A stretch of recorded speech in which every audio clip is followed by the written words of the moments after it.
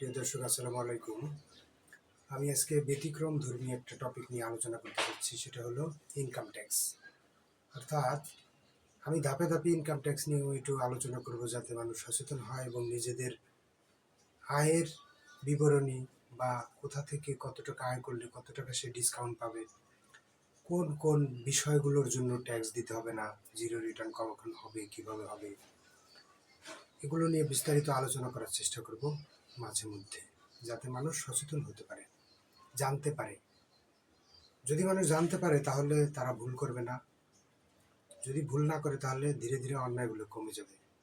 আর যখন মানুষ না জানার উপরে থাকবে তখন মানুষ ভুল বেশি করবে, তখন অরাজকতা বেশি সৃষ্টি হবে।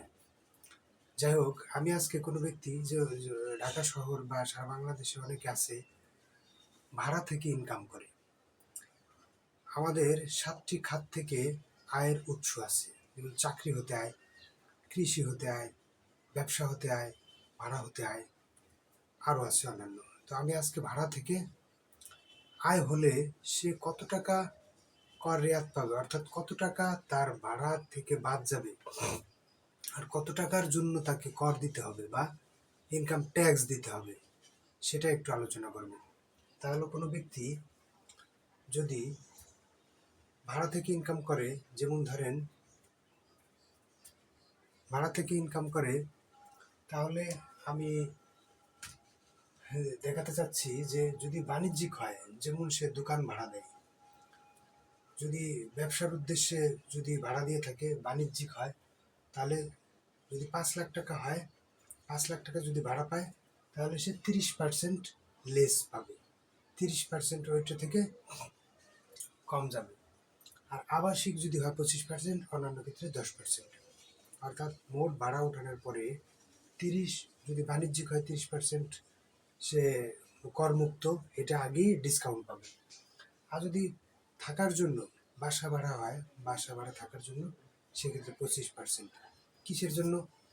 রং করা, একটা কল নষ্ট হয়ে গেছে তার জন্য, আপনার ইলেকট্রিক একটা বাল্ব নষ্ট হয়ে গেছে তার জন্য, মেরামত যদি কোনো ভাঙাচোরা হয়, ফ্লোর ভাঙে বা কোনো বিষয় যদি ভাঙে, এগুলোর জন্য একটা মেরামতের মাসে একটা কস্টিং পড়ে বা বছরে একটা কস্টিং পড়ে। সেই কস্টিংটা 25 অথবা 30% বা 10% হারে বাদ দিয়ে তারপরে ইনকাম ট্যাক্স গণনা করতে হবে।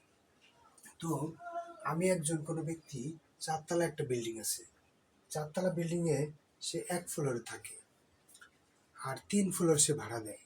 3 ফ্লোর ভাড়া দেয়, 1 ফ্লোরের ভাড়া হলো 15,000 টাকা। আর 3টা ফ্লোর, এই যে 15,000 টাকা গুণ 3, অর্থাৎ 15,000 টাকা দিয়ে 3 দিয়ে আমাকে গুণ দিতে হবে, যে প্রতি মাসে 3 15 45,000 টাকা ভাড়া পায়। আর এটা 45,000 টাকা ভাড়া পেলে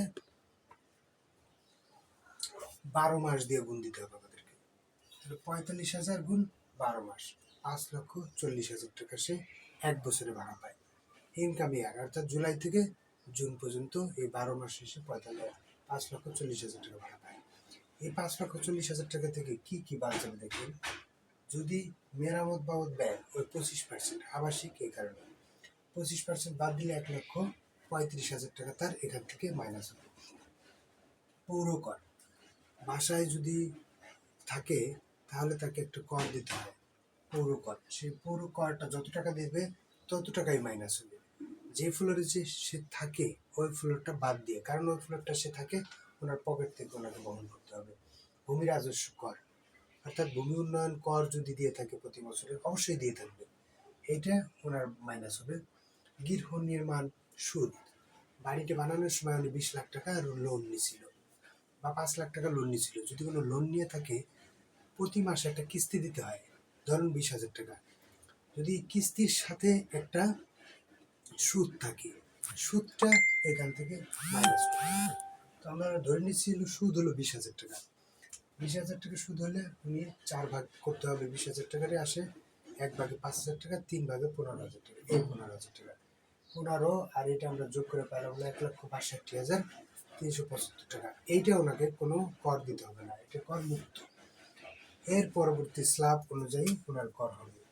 যদি মহিলা হয় 4 লাখ টাকা, যদি পুরুষ হয় তাহলে 3,50,000 টাকা, এরকম ধাপে ধাপে আছে। যেহেতু ইনি একজন পুরুষ মানুষ, সেই কারণে 3,50,000 টাকা ফ্রি, কোনো ট্যাক্স দিতে হবে না। পরবর্তী 1 লাখ টাকার জন্য 5,000 টাকা ট্যাক্স দিতে হবে। সে আমাদের তো পরবর্তী 1 লাখ টাকা আর থাকে না।